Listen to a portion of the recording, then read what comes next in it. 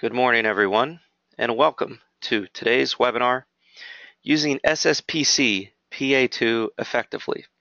We're glad that you're joining us this morning. My name is Josiah Lockley. I'm the moderator for today's webinar, and I'm with JPCL and PaintSquare. This webinar is organized by SSPC and JPCL and is part of our 2017 SSPC JPCL webinar series. Now, before we begin, I'd like to take a moment to thank today's sponsor, DeFelsco Inspection Instruments. DeFelsco is a leading U.S. manufacturer of inspection instruments using the Positector series of interchangeable probes for measuring coating thickness, profile, environmental conditions, salt contamination, shore hardness, and wall thickness. Products include the Positector 6000 series of coating thickness gauges, the Positector SST soluble salt tester for measuring soluble salt contamination using the Bresel method, the Positest LPD low voltage pinhole detector for detecting holidays, discontinuities, and other flaws in coatings, and the Positector shore hardness durometer for measuring the hardness of pipe wraps, plastics, rubbers, and more. Visit www.defelsco.com to get assistance selecting the optimal instrument for your application. Let's talk about the format for today's webinar. The presentation today from Bill Corbett of KTA Tater Incorporated will last roughly 45 minutes and then be followed by a 10-minute question and answer session. To send us a question, just use the questions chat box that you should see located on the right-hand side of your screen through the GoToWebinar control panel. You can also use the questions chat box to send any outstanding issues you might have occurring during the webinar, and we'll do the best we can to answer them during the webinar as well. There is a test for those who wish to receive continuing education credits from SSPC. The test is $25 to take, but is free for SSPC members, and you can find it by taking the test at sspc.org/market-place. There you'll receive one certification unit through SSPC and the Florida Board of Professional Engineers. Again, please visit www.sspc.org/marketplace. We are currently recording this presentation, and we will make it available for download at PaintSquare.com/webinars. Also look for a copy of the slides posted by the end of the presentation today. Again, just go to PaintSquare.com/webinars, click on the title of today's webinar, Using SSPC PA2 Effectively, and we'll have that information all posted roughly by around 5 p.m. Eastern Time today. Now, before we begin, it's my pleasure to introduce today's speaker, Bill Corbett of KTA Tater Incorporated. Bill is the Chief Operations Officer for KTA Tater Incorporated, where he has been employed for 38 years. He holds an AD in Business Administration from Robert Morris University. He is an SSPC Certified Protective Coating Specialist, an SSPC Level 3 Certified Coatings Inspector, and a Level 2 Certified Bridge Coatings Inspector, as well as a NACE Level 3 Certified Coatings Inspector. He is an approved training course instructor for both SSPC and KTA. He received SSPC's Coating Education Award in 2006, the John D. Keene Award of Merit in 2011, and the President's Lecture Series Award in 2017. He is the chair of the SSPC Dry Film Thickness Committee and chair of the SSPC Education and Certification Committee. He is also a member of ASTM subcommittees D123 and D146. Now at this point, I'm going to turn the presentation over to Bill.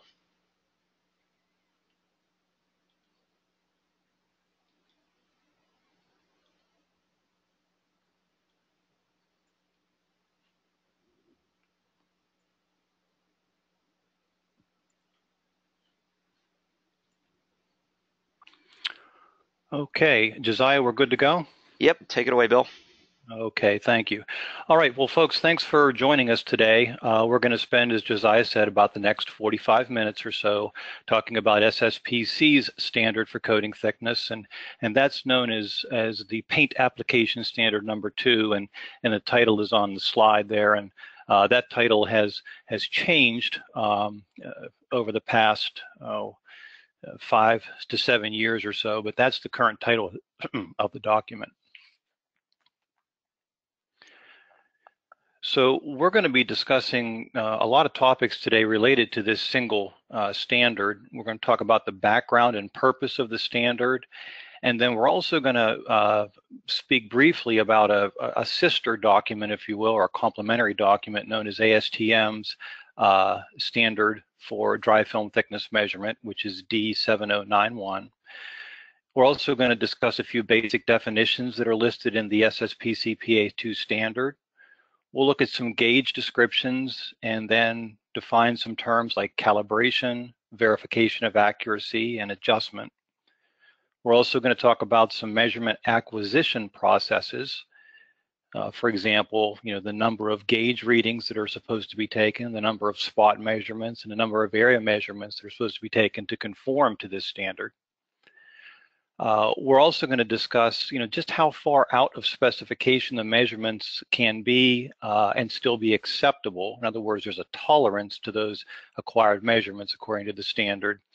And then currently there are 9 non-mandatory appendices to the standard, and we're going to spend a few minutes highlighting the information that's in those and discuss potential for a 10th appendices that may be in the works. So like any webinar, it's important that we establish our learning objectives or outcomes up front. So when we're done with this webinar, these are the things that we're hopeful you're a little more comfortable with, and that's being able to describe the purpose and content of SSPC PA2, be able to describe the basic differences between a type 1 magnetic pull-off and a type 2 electronic gauge, describe the procedures for frequency of gauge calibration, verification of accuracy and adjustment, and just what each of those terms truly means. Be able to explain base metal reading and describe when and how to obtain it, and then what its significance is related to true coating thickness. Being able to describe the number of coating thickness measurements to obtain and just how far out of tolerance those can be and still conform to the specification. Be able to describe when you do have thicknesses that are out of specification, determining how bad is the problem. Is it localized or is it a large spread or a widespread issue, and how to determine that.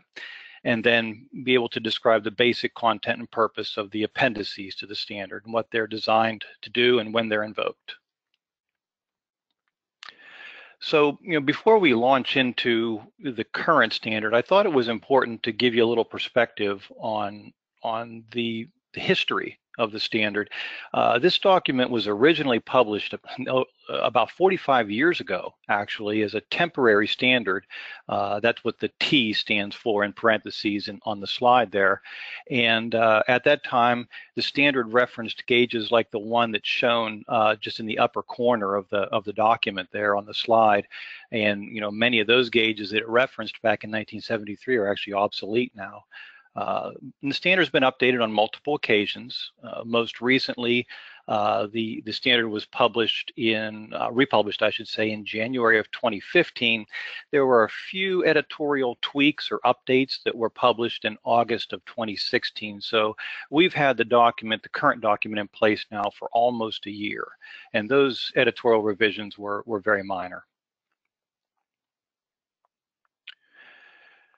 So in nearly the same time frame, whenever SSPC PA2 was really being overhauled, this goes back to 2005, the ASTM standard on coating thickness measurement, which is ASTM D7091, was also being revised and updated, and it was published in 2012.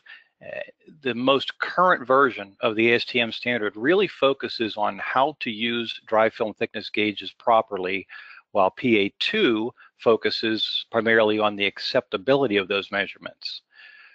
So any references to how many measurements to take were removed from the ASTM standard. So these two documents really complement one another quite nicely right now, and we often see them used in conjunction with one another because they don't conflict.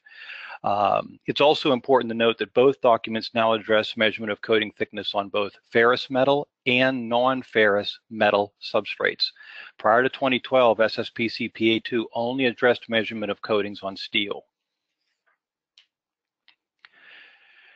So SSPC's PA2 standard is very commonly, we see it specified a lot, and we think is because it's a fairly robust document, and there's also, you know, not a lot of competing documents out there, which is actually good. It describes procedures for measuring the thickness of non-magnetic coatings that are applied to a ferrous and a non-ferrous metal substrate. According to the standard, coating thickness measurements are obtained using 2 commercially available gauges, and there are a lot of manufacturers of these gauges across the US and overseas. Now, you're going to see a few gauges, of course, in some of the slides that are shown throughout this webinar, but there's no intent on my part to show any favoritism of one gauge over another. We tried to show a cross-section of some of the gauges that are available, but we certainly don't mean to not highlight someone or highlight someone. PA2 describes procedures for gauge calibration, verification of accuracy using traceable coded standards. It talks about gauge adjustment and measurement acquisition. And it also provides a way or a procedure to determine whether or not the applied coating meets the specified thickness range over the areas that were coated on a structure. And again, there are 9 non-mandatory appendices that we're going to talk about a little bit later. So there's some definitions or some terms that we need to get out of the way first, because later on in the webinar, I'm going to be using these terms, so it's important we establish a baseline up front.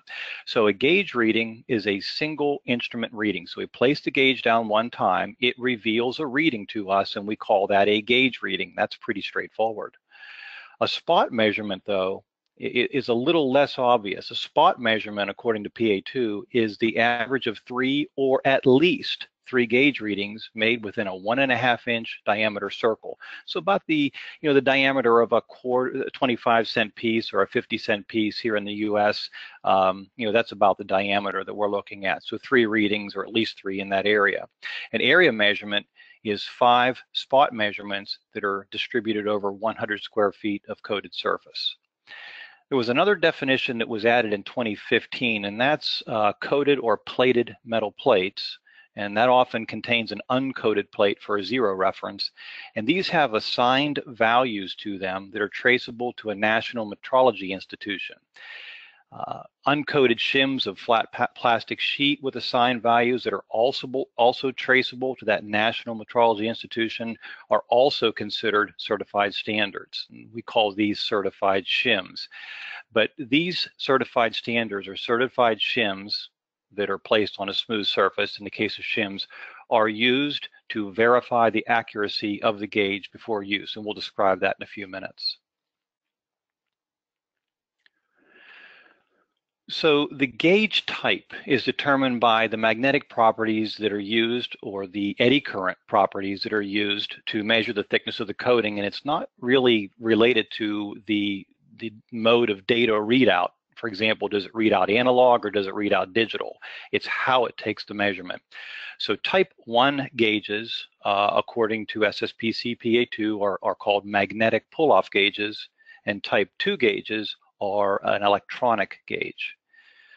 The standard does not address gauges that measure coating thickness on non-ferrous surfaces like concrete or wood or other non-metal, non-magnetic surfaces. So coating thickness measurement on these surfaces are described in a different document, and that's SSPC PA9. The corresponding ASTM standard in that case is D6132. So here on the slide you see in front of you, on the left-hand side, you've got examples from 3 manufacturers of type 1 magnetic pull-off gauges, different ranges. On the right-hand side, you see a selection of type 2 electronic gauges from several different manufacturers. So you can see the difference, where the magnetic pull-off type versus the electronic type. So quickly, on the type 1 pull-off gauges, a permanent magnet is brought into direct contact with the coated surface, and the force necessary to pull the magnet from the surface is measured and indicated on the coating thickness dial. It's actually an analog scale. Of course, less force is required to remove the magnet from a thick coating relative to the force that would require to remove the magnet from a thin coating, because of course the magnet over a thin coating would be closer to the metal surface. These gauges can only be used on steel. Now, these type 1 gauges have what we call a non-linear scale. So any type of adjustment you would make would be linear. So that's going to limit the dry film thickness range in which these gauges will provide accurate readings. And so we don't recommend making any adjustments to these scales. Some people will apply a correction value, saying that, well, if their gauge is reading a 1/2 mil high on the coated standard, they simply deduct a 1/2 mil from all their coating thickness measurements. The problem with that is that that single correction factor may not represent every single thickness, full scale, or half the scale, or a third of the scale, because any correction would be nonlinear. So that is also pointed out in PA2 is not a recommended practice. Type 2 gauges, on the other hand, they use electronic circuitry to convert a reference signal into coating thickness. In general, type 2 gauges are typically more accurate than type 1 gauges. The data acquisition is a lot faster, and these gauges can obviously, because of software, be able to store readings. They can provide statistical analysis of the data, and then once that data is generated and stored, now we can upload it into a computer software program or download it to a printer. So it removes some of the manual recording of readings. I also want to note at this point that many gauge manufacturers now offer what we call scanning probe technology, so a user can obtain a lot more readings without substantially increasing data acquisition time. And we're going to talk about scanning probes a little bit later on. The ASTM D7091 standard and the PA2 standard describe 3 steps associated with assuring that you're getting accurate measurements with these gauges. And that includes gauge calibration, verification of accuracy, and then adjustment. And according to the PA2 standard, and for that matter, the ASTM standard, each of these steps needs to be completed before coating thickness measurements are required to determine whether or not the applied coating meets the requirements of the project specification. Coating thickness gauges must be calibrated by the manufacturer or an accredited calibration laboratory. A test certificate or other documentation showing traceability to a National Metrology Institute is required. There's no standard time interval for recalibration, nor is one absolutely required. Calibration intervals are usually established based on experience in the work environment. For example, if the gauge is being used on a daily basis in a very rigorous environment, the calibration interval may be 6 months, where if it's used once a week in a rather benign environment, a 1-year calibration may be a good starting point, and 1 year is often suggested by gauge manufacturers. So to verify the accuracy of type 1 gauges, now we're switching from calibration now over to verification of accuracy. So calibration is done by an accredited calibration lab or the manufacturer, where verification is done by the gauge user. And verification of type 1 gauges is done by measuring the thickness of a series of coded reference standards covering the expected range of coating thickness. So we don't want to obtain measurements of the coating thickness with an inaccurate gauge, so we want to check the thickness of something that we know the thickness of before we start checking the thickness of something that we don't know the thickness of. We don't know the thickness of the coating that was applied. We're trying to determine that, but we want to make sure our gauge is working right, so we verify its accuracy on something that we know is accurate. And typically this is done before and after each period of use. Most people interpret that as work shift. If they're going to use it during the work shift, they check at the beginning and the end. But if you drop the gauge or suspect it's giving some odd readings, it's recommended to recheck that. Also, unless a gauge manufacturer explicitly allows it, certified shims used to verify the accuracy of type 2 gauges should not be used with type 1 gauges, again, unless the gauge manufacturer allows it. When documenting gauge adjustment processes, some of the things you want to record include the serial number of the gauge, the reference standard that was used, the certified or coded standard that you used to verify accuracy, the stated thickness of the reference standard, and then the measured thickness, and they should be reasonably close. The method used to verify gauge accuracy. Now, if you're going to use the same gauge, the same reference standard, and the same method of verification throughout a job, typically they're only recorded once. All right.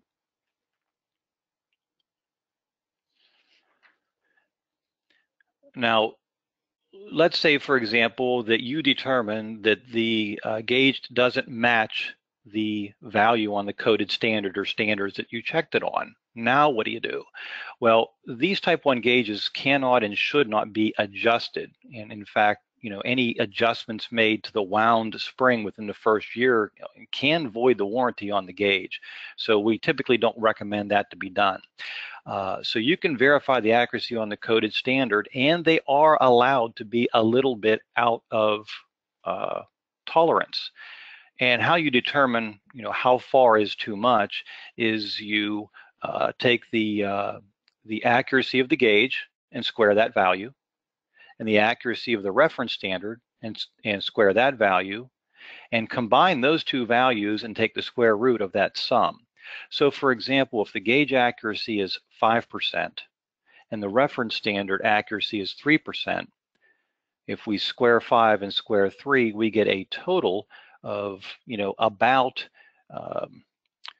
36, which is, or sorry, 38 or so. So that's going to give us about a 6% tolerance. So on a 10 mil reference standard, as long as our gauge is reading anywhere from 9.5 to 10.5 mils, we can consider that gauge accurate, even though it's not perfect, because every gauge and every coded standard has a tolerance. I should also mention that if it's outside of the combined tolerance of the coded standard and the thickness gauge, that gauge should be tagged and taken out of service.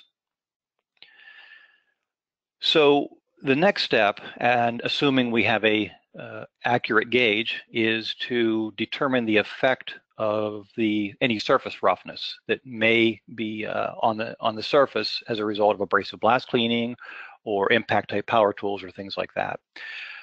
Recognizing the fact that when we see a specified dry film thickness, that's intended to be meant from the tops of the peaks of the surface profile. And on the slide, that's depicted by the thick yellow bar in the bottom right-hand corner. That's the coating, if you will. Most coating thickness gauges, in order to satisfy the magnetic properties or the eddy current properties, will reach down into the surface roughness partway, hypothetical plane, to satisfy the properties of the gauge, and that's depicted by that thin yellow bar in the same diagram on the slide. You see it's partway down into a simulated surface profile. Now, I don't know that line is drawn in the correct position. It might need to be a little higher, a little lower, but it's just meant to indicate that the gauge is reaching down into that roughness a certain amount.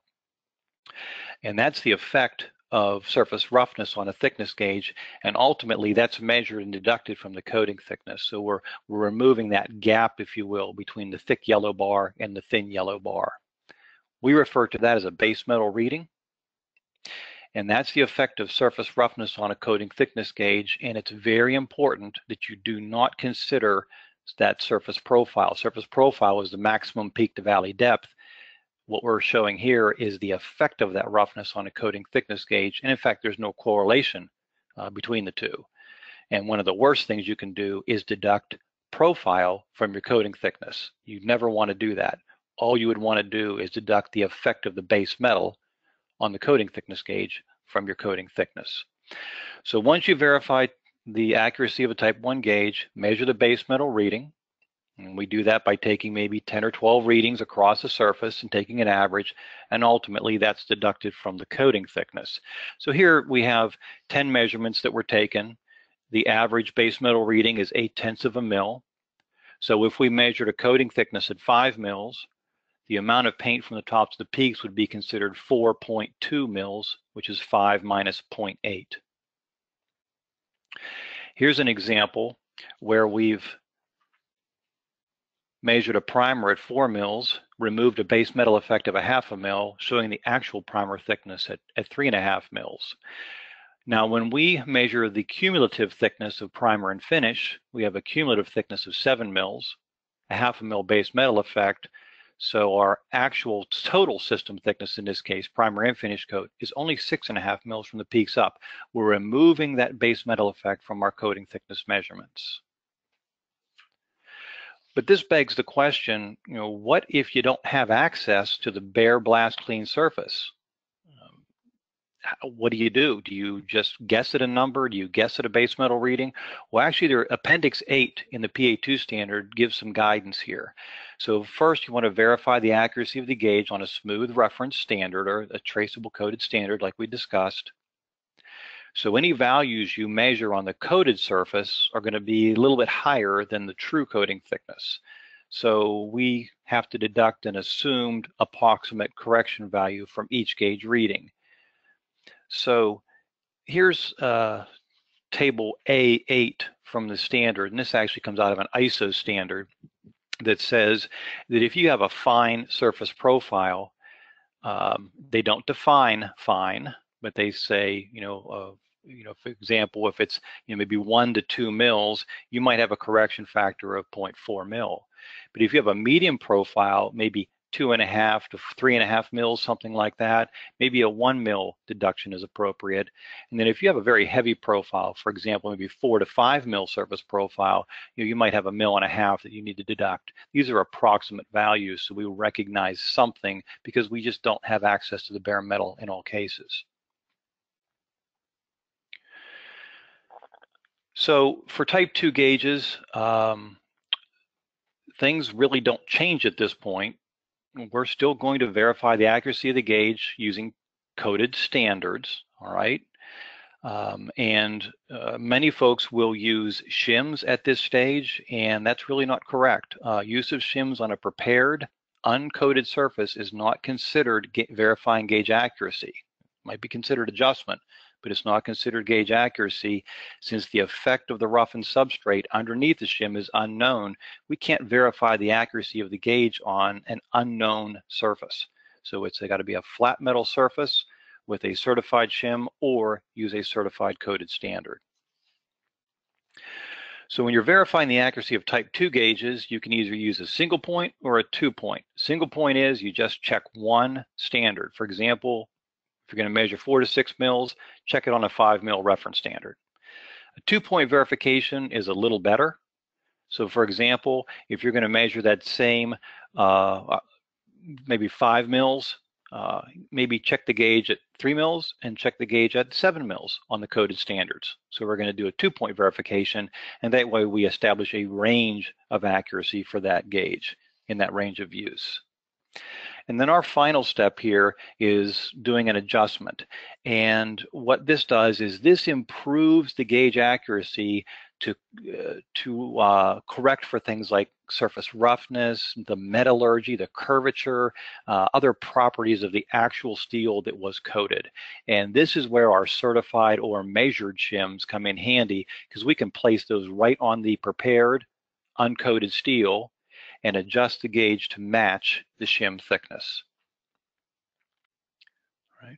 And there's specific information in Appendix 8 on how to do this, and we do recommend that you follow the gauge manufacturer's step-by-step process for this, but all we're doing is we're setting the gauge down on a known thickness, a measured shim, over top of the prepared metal, and making any final gauge adjustments so that the gauge matches the gauge reading, matches the shim. So now we're only recognizing what is resting on the peaks of the profile. So naturally there's no base metal reading to measure or deduct in this case. We're compensating for that by using the measured or certified shim. So now I want to move over to frequency of measurement. So we're going to kind of leave D7091 now and really focus on PA2 because D7091 doesn't have this information in it. The figure you see on the slide here was extracted from PA2, and it shows what we mean by gauge readings. You see we have 3 per spot. What we mean by spot measurements, we have 5 of those. And then what we mean by area, and that's approximately 100 square feet. So in total, we have essentially a minimum of 15 gauge readings composing 5 spot measurements, composing 1 area measurement.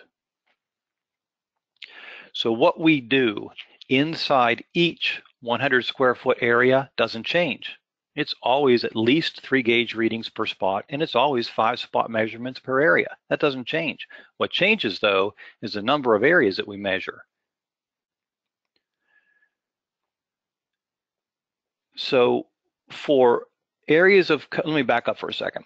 Prior to 2004 version, the standard based the number of areas to measure on the size of the structure. And that caused a lot of problems because in some cases, people considered a shop the structure, and really what we meant was the steel inside the shop that was being coated. And some of these larger structures, you know, millions of square feet, we weren't getting enough coating thickness measurements. So it's based on what we call the coated area now, and most people interpret that as what was coated during the work shift. All right. I also want to mention that the data that's shown here is always in square feet, but there's also a metric version of this, which is one of the editorial changes that was made in 2016. So that information is in the standard. So if you have an area of coating that was done during the previous shift and it was less than 300 square feet, you measure every 100 square feet. If the area that was coated was between 300 and 1,000, you don't measure every 100 square feet, you measure 3 random 100 square foot areas. So if you had 900 square feet, you'd measure 3 areas. If you had 500 square feet, you'd measure 3 areas. This is the most complex one. It's the 3rd tier, and that's for areas exceeding 1,000 square feet. You're going to measure 3 areas in the first 1,000 square feet that was coated, and then 1 more area for each additional 1,000 square feet that was coated during the shift or portion thereof. All right. Now, any project specification can be more restrictive. They can tell you to measure every square foot on a structure if they'd like, but if they invoke PA2 without giving any other guidance, this is the measurement frequency. This is a drawing that was part of a training class, and it illustrates the 3 different tiers. The top 3rd is less than 300 square feet. The middle tier, if you will, is between 300 and 1,000 square feet, and then the bottom one is illustrating greater than 1,000 square feet, where you're checking 3 areas in the first 1,000 square feet at the very bottom of the slide, and 1 more for each 1,000 square feet or portion thereof. You see we've got the top portion there of the bottom 1/3 of the slide is only 500 square feet, so we're measuring 1 area there as well. Here's an example of 900 square feet was what was coated. We're measuring 3 areas, 5 spots per area, so we've got 15 spot measurements. If we only took 3 gauge readings at each spot, we'd have a total of 45 gauge readings over the 900 square feet. Here we have a much larger area that was coated during the shift, 12,500. So as far as PA2 is concerned, we've got 13,000 square feet because we've got 12,000 plus a portion. So we have 13,000 square feet. So we're going to measure 3 areas in the first 1,000. So now we're down to 12,000. 1 more for each additional area, 12 more, gives us a total of 15 areas. And then times 5 times 3, 5 spot measurements per area, 3 gauge readings per spot.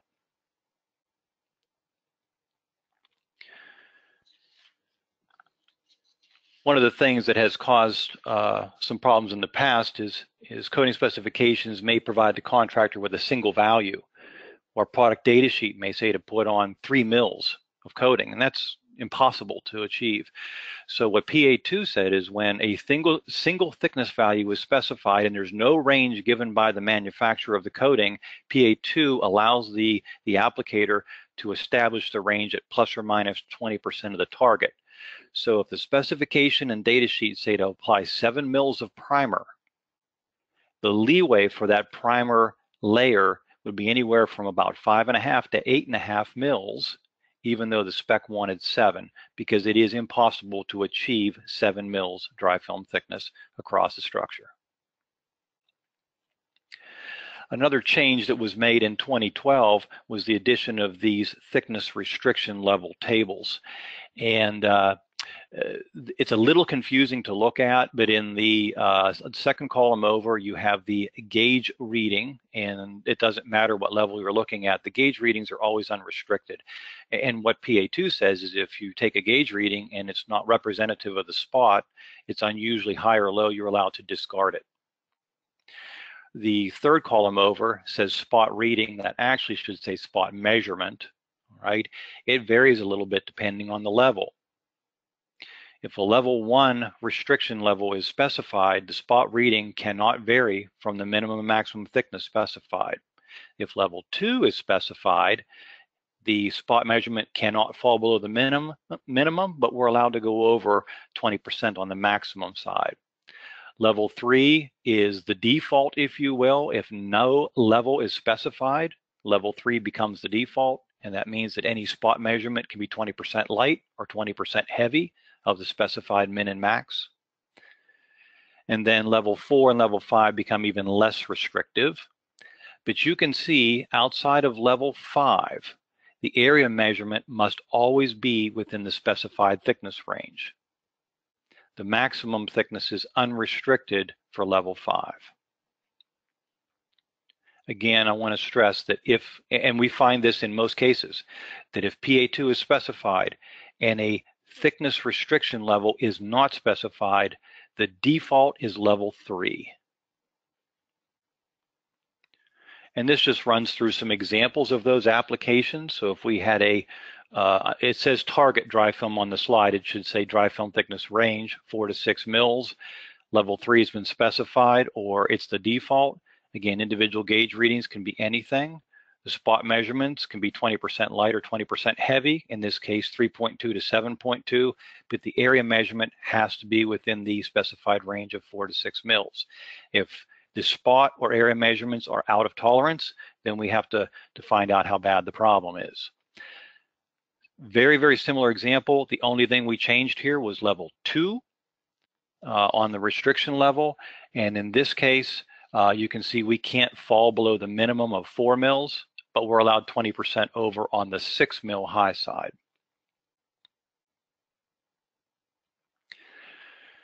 And this is just a quick reminder that many manufacturers have PA2 built into or programmed into their measurement tolerance software supplied with the gauges. And one example of one of the manufacturers is shown on the slide here. Is probably an old example. So let's say we have spot or area measurements that are out of tolerance. The previous versions, going back to 2004 of PA2, said essentially if you find an out of tolerance spot or area, you're supposed to measure every 100 square foot that was coated during that shift, and that could actually significantly impact production. So we really looked hard at that when we redid the standard and came up with what we feel is a much better approach. Now there's a lot of words on this slide, and what I'd like to do is go to the next slide and show an illustration of what these words say. It's just a little easier to look at. So let's say that in the middle of the slide there, we've got an initial non-conforming 100 square foot area. Whether it was a bad spot or bad area, doesn't matter. It's a non-conforming area. So what the committee decided to do is actually kind of do what you find inspectors doing in the field anyways, is they start radiating out from that non-conforming area to find out just how bad the problem is. Is it isolated or is it widespread? So we're going out in approximate, it doesn't have to be exact, approximate 5-foot distances and taking additional spot measurements. So every green circle you see on the slide where they either say okay or no, those are spots. Those are not whole areas. That's setting the gauge down 3 times. So if we go out 5 feet and we find a spot that's okay, we're going to go out another 5 feet and make sure that we're still okay. When we get 2 spots 5 foot apart that appear to be in specification, we stop measuring. Or if we reach the boundary of what was done during that work shift, we stop. So you can see on the 6 o'clock one, we were only able to go out 1 5 foot. We couldn't go out a second one because now we're going to go into previous shift's work. We don't want to do that. So we're radiating out from the problem, and we're going to identify it, demarcate it, and then the applicator can come and correct that area or whatever the resolution to the non-conforming area is in that case. So it seems to make a little bit more sense and a little bit more productive. So now we're going to move into the last section of PA2, and that's section 10. And section 10 was added because the reporting section in ASTM didn't match up real well with taking coating thickness measurements in the field. So we thought its own reporting section was important. So we're going to, list the type of instrument used, the manufacturer, model, serial number, data calibration, all that good stuff. The type of certified standard that we use to verify gauge accuracy, the thickness of the measured shim that we use to adjust a type 2 gauge if we did an adjustment in the field over the prepared metal. If we decided we wanted to take a base metal reading and deduct it from our coating thickness measurements, that's fine, but we need to record whatever that base metal reading was. We're going to record the spot and area measurements, and then the name of the gauge operator and the date that the measurements were taken. Now, the individual gauge readings don't have to be recorded, but a specification obviously can override that and may want those to be recorded. Okay, I've got about 10 minutes, and I'm going to try to get through some of the details of these appendices that are in the standard, and that should finish us up. Now, we're going to be focusing on really appendices 2 through 7 and number 9, because we've already really talked about the numerical example of average thickness measurements. Those are the diagrams that show the different areas and spot measurements. We've already talked about that. And then Appendix 8, which is how to properly adjust type 2 gauges using measured or certified shims. We've already discussed that as well. So we won't focus on all of these, but we're going to hit most of them. And the ones we're going to talk about are in yellow font.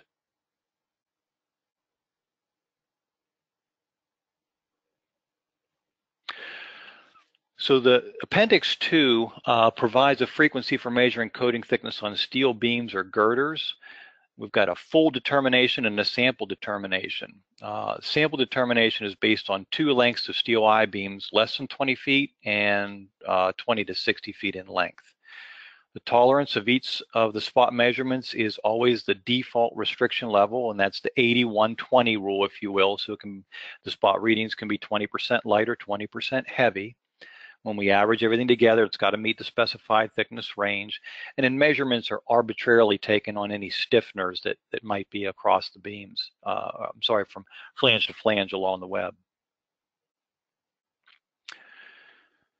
So for a full determination on these beams, the total length of the beam, doesn't matter how long it is, it's divided into 5 sections. So if you had a 75-foot long beam, you've got 5 15-foot sections.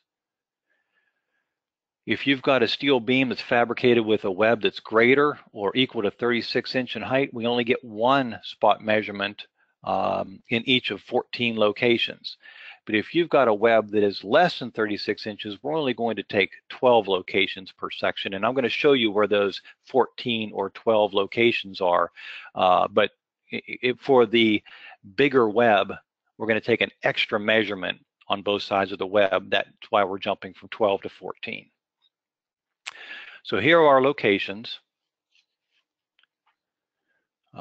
Note on the larger beam, the one on the right, we've got 2 spot measurements on either side of the web. So we've got a total of 14 spot measurements around the wrap of the I-beam, if you will. And we're going to do this, 5 times down the length of the beam in each of the 5 sections.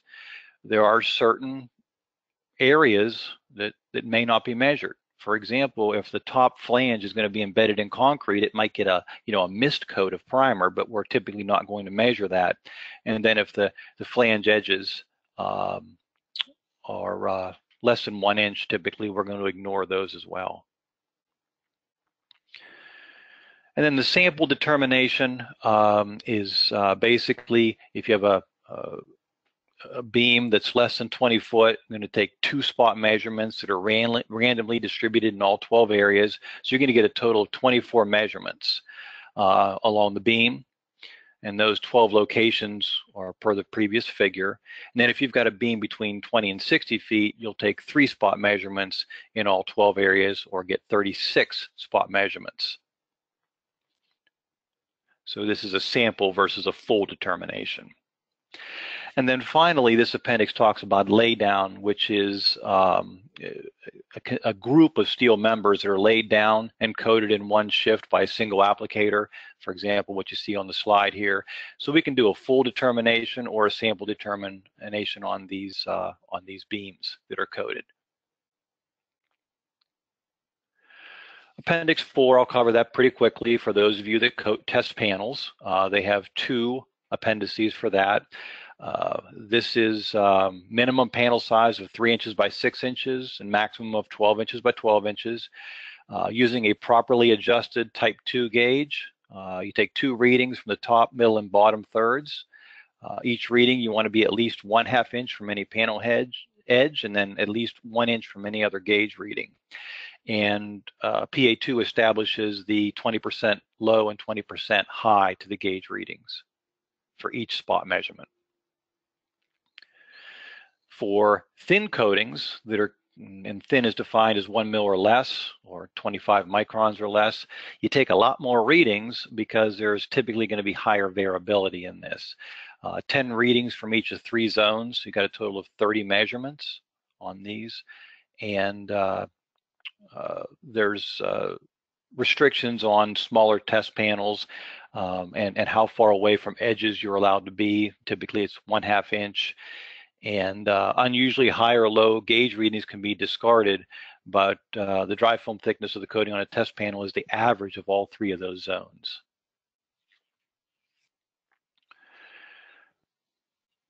So some of you that have been in the industry a while will say, oh, we've always been taught to stay away from edges. Never measure the coating thickness anywhere closer than 1 inch from any edge. Well, technology's changed. We've got probes now that work well on edges. So PA2, in keeping up with technology, added Appendix 6 several years ago to enable a user to measure the coating thickness on the edges using microprobes. And SSPC Guide 11, which is actually being overhauled right now, discusses edge retentive coatings and how to measure the coating on edges if that's desirable. Of course, you want to verify the accuracy of the gauge using the microprobe on a shim on an edge because that's going to be different than verifying accuracy on a smooth coated standard where we know it'll work well. And take a minimum of 3 gauge readings within 1.5 inch linear inches along the edge, and that's considered a spot measurement. The number of spot measurements obviously is going to be dictated by the length of the edge. But that's up to the individual users. This is just kind of a non-mandatory appendix giving some guidance if someone is interested in measuring edge retentive properties of the coating itself on edges. So Appendix 7 talks a little bit about measuring coating on steel pipe exteriors. So pipe sections on a cart or rack are considered a complete unit. And to determine the total area, multiply the length of each type by the circumference, or pi times diameter. And then you're going to multiply that by the number of pipe sections on the cart. An alternative to that is the document actually includes 5 pipe dry film thickness, what we call frequency factors. And so for example, you can multiply the length of each pipe by the circumference and multiply that by the number of pipe sections on the cart, like we talked about earlier. And that'll give you the number of spot measurements. But then what you can do is apply what we call a frequency factor. And the total number of spot measurements can then be multiplied by 2, 3, 4, 5, or 6, depending on how thorough you want to be on this cart of parts and pieces of pipe sections. A little simpler are when we have nice clean pipe spools that are measured individually, and table A7 that was pulled from the PA2 standard, and it's appearing before you there on the screen. So for pipe diameters up to 12 inches, you want to take 4 evenly spaced circumferential spot measurements at 10-foot intervals. And those, what we mean by 4 evenly spaced is maybe 12 o'clock, 3 o'clock, 6 o'clock, 9 o'clock. So you're hitting, top, bottom, and both sides of the pipe. And you can see as the pipe diameter gets larger, you're going to take more spot measurements. 14 to 24 inch diameter pipe, you've got 6 spot measurements. If the pipe is over 24 inches, you're going to take 8 spot measurements, again, around the circumference of the pipe, not just where it's convenient. Of course, where it's difficult to coat, the underside of the pipe, that's where you want to make sure that you're getting measurements in those areas as well. So kind of to pull this all together, we've got maybe another minute to talk before I get into the summary, another minute to talk about scanning probe technology. I want to let you all know where that's at. Many of the manufacturers have scanning probe, or what we call continuous readout mode properties now, and there are certain agencies that are interested in getting a lot more coating thickness data than what PA2 does. PA2 is not a statistical representation of the structure. It was never meant to be a statistically based document. In order to get a statistically valid sampling, you have to take a lot more measurements. Well, that's going to mean a lot more time. So an alternative to that is to use a scanning probe that can ride along the surface, get a lot more data, and now you've got all that data that you have to manage, which is another task, and what is an outlier and all those big questions. But you can gather a lot more data without significantly impacting production. There was a presentation given by a few folks at the SSPC 2017 conference to the industry saying, are you guys even interested in this? And the general thought was, yeah, it's interesting, but don't make it a mandatory part of PA2. Make it an appendix, which is non-mandatory, and then if an owner, like an agency, wants to specify it, they can say measure in accordance with PA2 Appendix 10, which means you're going to use scanning probe technology, you're going to get a lot more data, et cetera, et cetera. So that's kind of the path that the committee will likely proceed with, but it hasn't come formally in front of the committee at this point. So that's where we're at. So to summarize this webinar, we've talked about the background and purpose of the PA2 standard, talked about the purpose of the complementary ASTM standard practice for coating thickness measurement and how they work well together. Talked about the basic definitions that are listed in the standard to equal or level the playing field there. Talked about gauge descriptions and procedures for calibration, what that means, verification of accuracy, what that means, who's responsible for doing that, and then adjustment. We talked about how to get measurements and how many measurements to take, how many gauge readings, how many spot measurements, how many area measurements based on the coated area. And then if we have a spot measurement or an area measurement that falls out of tolerance, what do we do now? How do we determine the magnitude of that non-conforming area? We've got a procedure for that in PA2. And then we real quickly covered the content of the 9 appendices that are currently in the standard. Of course, appendices may be added in the future. So I want to thank you all for listening to me for the past 45 minutes or so. I think we still have some time for a few questions, and I'll turn the presentation over to Josiah. And we are in 2 different locations, so he'll have to read the questions to me, and I'll do the best to answer them. I also have a copy of the current PA2 standard in front of me if I need to reference it. Josiah? All right, fantastic. Thanks again, Bill, for a great presentation. We do have time for a handful of questions, so please, I recommend anybody who's got questions, send them over to us via the GoToWebinar chat box that you should see located on the right-hand side of your screen, and we'll try to answer as many as we can in the time that we have. So let's get going here. We have some questions that have come in the last 10 minutes or so. This attendee asks, what if I have to measure new coatings over weldings in paint shop prepared plates? If you're actually talking about measuring the coating over a weld itself, that can be very difficult because welds may or may not be rough. The only thing that I would do there is definitely you want to look at using a microprobe for that purpose.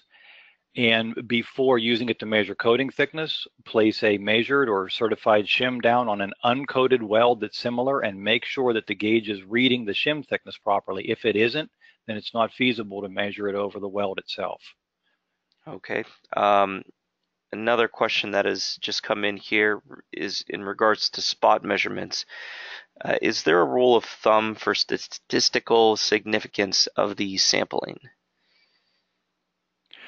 No, as I mentioned earlier, SSPCA2 was, and I want to be careful here because I don't want to speak for SSPC or the committee, but my understanding is the document was put out as a practical approach, not a statistical approach, but a practical approach to gathering enough data to get some level of confidence that the coating thickness is reasonably uniform across the area that was measured.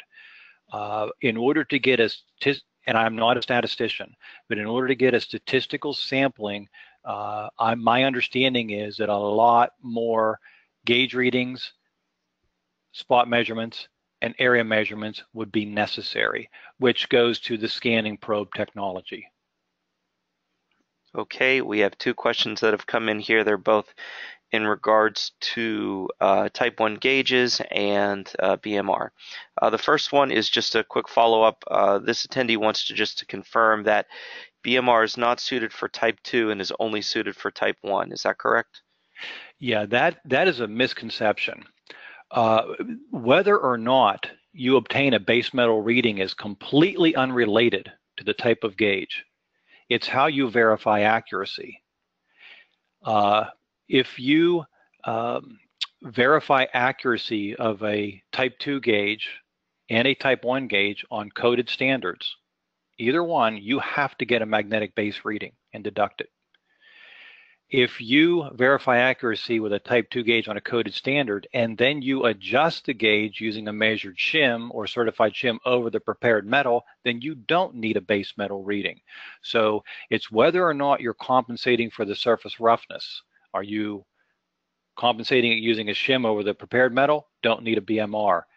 If you are not compensating for it, then you do need to get a base metal reading. We see people frequently who don't have access on a daily basis to the prepared metal. They only have access to it before it's primed in. They will get a base metal reading that remains their correction value or their base metal effect that they deduct throughout the job because they don't have any place to put a measured shim on the steel is painted. And I know some training courses do teach that you get a base metal with type 1, you don't with type 2, but again, it's not related to the gauge type. It's how you verified accuracy and adjusted that gauge. Okay. The other question here in regards to BMR and gauges is, do you subtract the BMR on a type 1 gauge from the spot measurement or the area measurement? You know what, I'd have to actually sit down and look at it mathematically. What I usually get a different question than that, and I want to be careful how I answer it. Usually I get, do I subtract it from my individual gauge readings, or can I wait until I average those three in my spot measurements? And in there, it doesn't make any difference. All right, you can deduct it from the individual gauge readings, or once you average those three readings together to create a spot measurement, then you can deduct it. I wouldn't wait until all at the end, because remember, there is a tolerance on a spot measurement and an area measurement. So you want to have all the corrections done at the spot measurement phase of your data acquisition. Okay, we have time for I think maybe two more questions, but I encourage everyone to continue to send their questions in. Is it appropriate to use PA2 for thermal spray coating? That is a great question and something I should have brought up. The 2015 version of PA2, section 1.5 under scope, clearly said that PA2 was not to be used for measurement of thermal spray coatings, that the SSPC CS23 standard had its own procedure in there for measurement of thermal spray coatings. When CS23 was overhauled in 2016, it now references SSPC PA2 restriction level 4, I believe. You'd have to look it up. I believe that's correct. So one of the editorial revisions that was made to PA2 in August of last year was removing that statement from PA2, saying don't use this, because it is very applicable now. In fact, you know, the thermal spray coating standard now references PA2. All right, great. Well, Great question. oh yeah, absolutely. Well, let's see. Actually, I see another question that just popped in here, and I did say we try to do two more, so let's see if this one works here. All right. Yeah, go ahead if you want to answer this one, Bill. This one here says, what are your thoughts on the use of measured shims versus certified shims to verify BMR or gauge accuracy? Yeah, verifying gauge accuracy needs to be done with a traceable coded standard or a certified shim, because you are now verifying whether that gauge can actually work properly, is actually within its tolerance. So you want to eliminate as much as you can of any outside effects.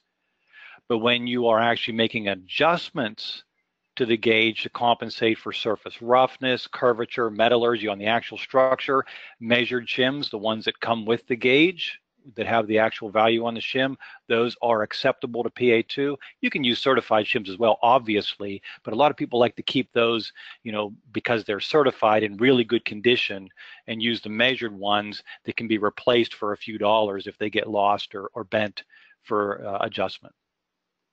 All right, great. Well, with that, we're going to wrap the Q&A, and there are a couple more topics I just want to discuss with everybody before we finish up today's webinar. First thing, I did mention earlier during the webinar, at the beginning rather, there is a test, a quiz through SSPC. Cost is $25. But is free for SSPC members. All you need to do is visit www.sspc.org/market-place. Actually, I believe the website's been updated to www.sspc.org/marketplace. There you can receive, I believe, 1 credit unit from SSPC or the Florida Board of Professional Engineers. Again, sspc.org/marketplace.